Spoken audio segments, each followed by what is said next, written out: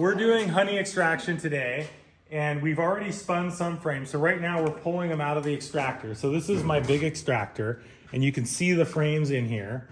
And it's what's called a radial extractor because the frames are loaded like spokes on a wheel, and so it can spin the honey out of both sides at once. Smaller extractors will hold the frame this way, and so you have to spin one side and then flip it and spin the other side. But with a radial extractor, you don't have to do that, but a radial extractor is a big thing and expensive. So here's a frame where we spun the honey out. You can see all the cappings have holes poked in them. We're gonna go over how that happened, but there's no honey in this. This frame is basically empty. Okay, so we've gotten all the honey out of here.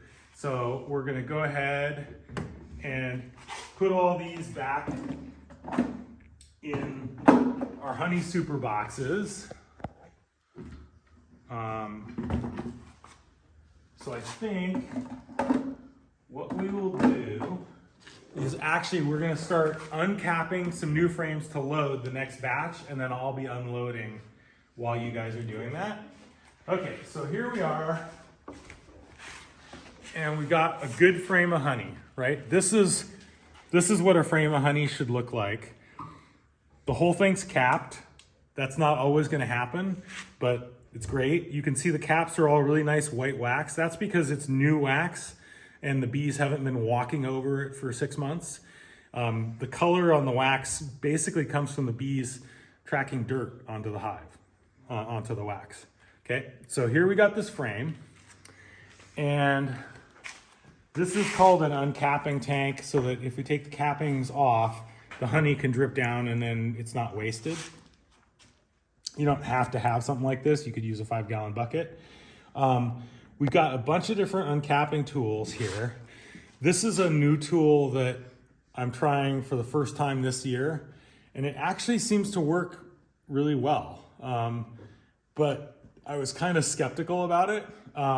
So what you do with it is it's like a paint roller with spikes, and you're just rolling it on the frame like so.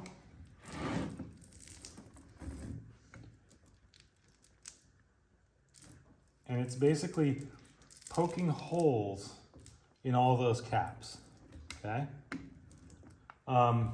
This is literally my first day using this thing, so I'm not totally versed on how much you have to roll it.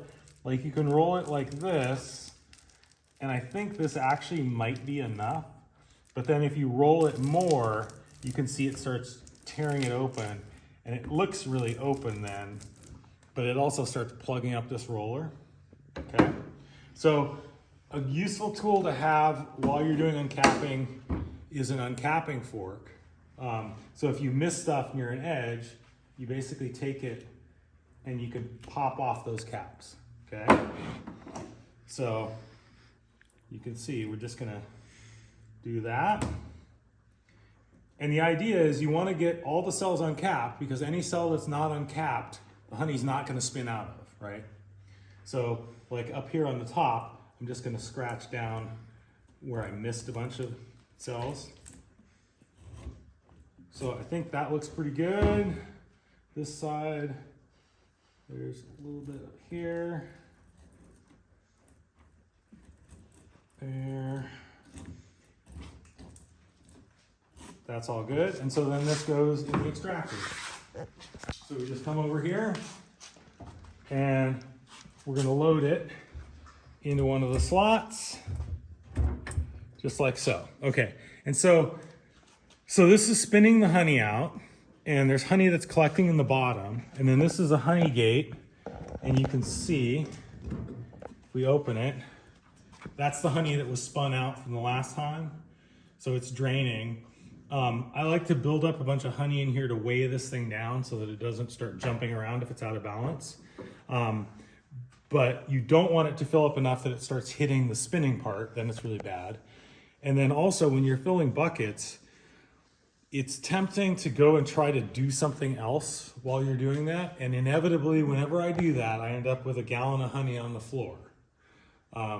So what's happening here is we've got our bucket here with a honey gate on it. And then there's 2 filters on the top. That's what these are. And so there's a coarser filter and then a finer filter. And so these just lock on the top of the bucket, and all the honey has to go through that. And what's going to happen is the little particles of wax and bees' legs and things like that are going to get stuck on the top, and the honey is going to drain down. And then we can fill jars using the honey gate. And so you can see in these buckets, here's the layer of honey right here. And then there's the honey that's sitting on top of the filters, and you can see all the particles of wax that are on the top because the wax floats up, right? So, okay. So I'm gonna close this so I don't forget about it, because I've done that too many times. And we'll go ahead and uncap some frames, okay? So, oh, and let's show, here, I'm gonna show this other tool that I kind of like the way this tool works. So Jocelyn, grab me the frame.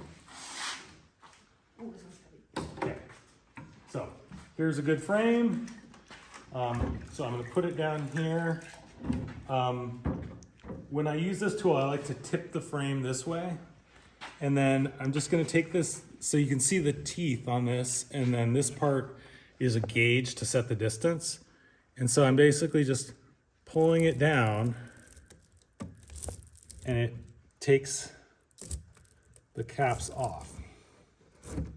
So you can just see like that.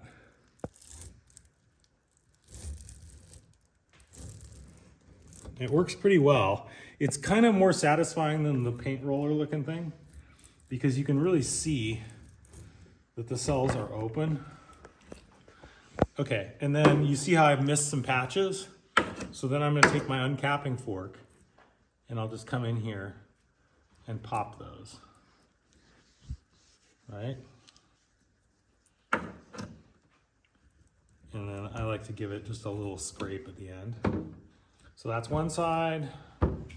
Then our next side.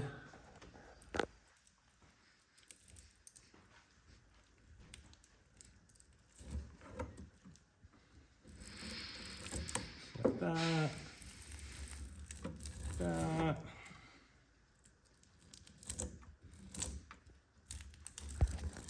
Okay. And then with this thing.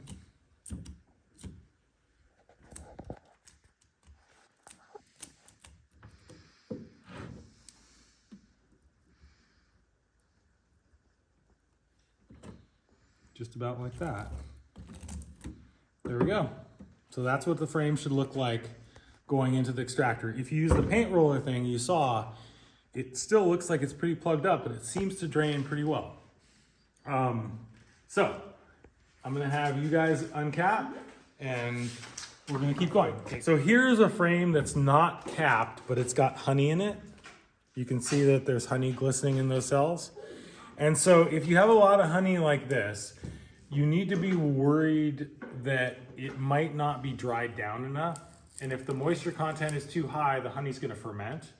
So you can do things like use a, the hell do they call the thing that you use for measuring bricks?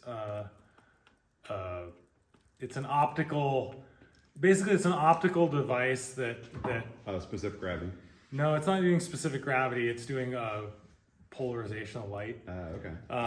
But anyway, you can measure the sugar content with that. And if you go down to the Snohomish Beet Company, they have one that you can use down there to test. But the other thing you can do is take a frame like this and do a shake test, right? So I'm shaking it and there's no honey flying out of there, right? So if the honey was pretty dilute, then the honey would end up on the ground right there, like some of it would fall out of the comb, and it's not happening. Plus I'm loading it with a lot of frames that are fully capped, so I'm not worried about the moisture content issue with this. But if I just was extracting frames like this, I'd be a little bit concerned. It doesn't mean the honey's bad, but it means it could go bad, you know, just sitting around. So then it partially also depends how quickly you're using it. Okay, so now we're gonna load these into the extractor too. Okay. All good? All right, so now we're spinning another round of frames, and you can see the honey throwing out on the wall. See all those little tendrils of honey hitting the wall. And when you load, you kind of need it balanced. You can see here it's shaking a bit. That's because it's a little bit out of balance, but it's not too bad. But I won't turn the speed up any higher, because if I do, this thing will start jumping all over the place. Because the amount of honey that's in there, there's, let's see, 9 times 4, so there's... 45. Wait, no. No, 30... 36. 36 frames in there. And that's probably, I don't know, 200 pounds of honey. That's a lot of weight that's being spun right now. Anyway. Yeah. All right, so today we're putting the empty honey supers back on the hives to clean them out. So all these frames have been extracted. And so, now that's not a good example, but you know, here is an example of what a frame looks like after it's been extracted. And you know, so the wax is kind of chewed up from, you know, cutting the cappings off in order to get the honey out. Not a big deal, the bees will clean it all up. And everything's coated with honey, and we don't want to leave that on the frame. So if I took these stacks of equipment and just stacked them out there, then what would happen is the bees would find it and they would start getting the honey out of them, but they would behave like they were robbing another hive, and they would totally shred all of this comb and kind of ruin it. And so instead, what we're going to do, so I'm going to go ahead and take the inner cover off this hive, and so there you can see the bees. I'm sorry, take the outer cover off the hive, and there you can see on the inner cover there's a bunch of bees there. And all we're going to do with these empty supers that are coated with honey is put them on top of the inner cover. And I'm going to go ahead and put 2 of them on this hive. And then I'm just going to throw my outer cover over the top. And then the last thing I'm going to do is, because I drill cork holes in the supers, I'm just going to tape that up so that no bees from other hives can get in there. And I'm just going to leave it like this. And so because there's no inner cover here, when I put this outer cover on, there's not going to be an entrance there either, right? So basically the only way for bees to get into these 2 supers is for them to come up through this inner cover, and they'll do that.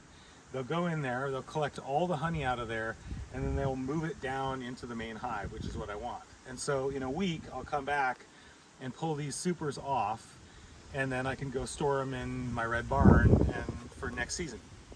So that's all there is to it. But that is what I found to be the best way to do it, that results in the least damage to the comb. All of the residual honey gets used by the bees and doesn't get wasted. And it just works out really well. So that's it. So here's a video of what it looks like after I'm done honey extracting and I open up my shop for the bees to clean it up.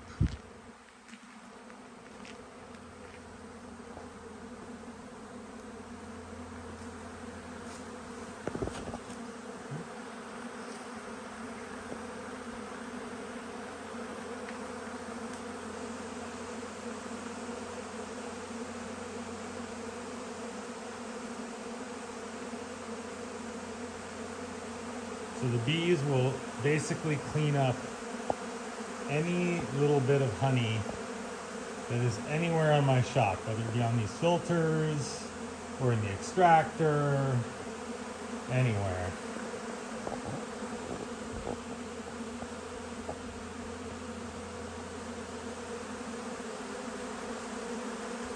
There you can see all the bees going through the cut comb. I should not have left this thing of water here. I'm going to get rid of that so I don't drown more bees. And then You can see that's just solid bees right there.